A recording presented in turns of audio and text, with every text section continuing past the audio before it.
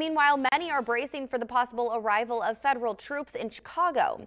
President Trump has threatened to send the National Guard there as soon as today on his claim to control crime. And it also comes during the administration's immigration crackdown. ABC's Christiane Cordero has the details from Washington. Today, fences are up around federal buildings in Chicago as the city braces for the possible arrival of National Guard troops. Similar to his deployment of troops in Washington, D.C., the president claims federal law enforcement is necessary to crack down on crime.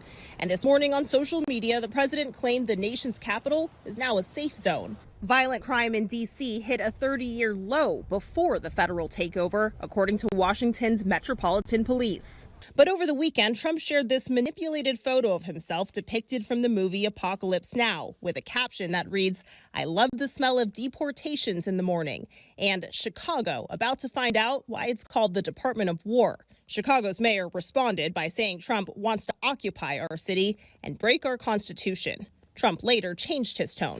We're not going to war. We're going to clean up our cities. Thousands of people in Chicago and D.C. protested the administration's threats over the weekend. And in Aurora, Illinois, outside of Chicago, attendance was down at its annual Mexican Independence Day parade. He wants everyone to be afraid. He loves to see that people are afraid. The Department of Homeland Security says ICE raids are now underway elsewhere, including in Boston and Georgia, where authorities detained more than 300 South Korean nationals working at a Hyundai plant.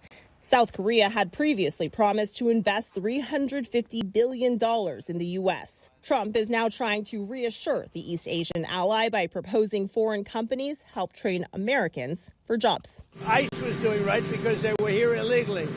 But we do have to work something out where we bring in experts so that our people can be trained so that they can do it themselves. Regarding Trump's use of the National Guard, last week a federal judge in California ruled the president's deployment to Los Angeles during the ICE protests was illegal, essentially saying federal troops cannot be used for regular law enforcement activities. The administration has appealed that ruling. Christiane Cordero, ABC News, Washington.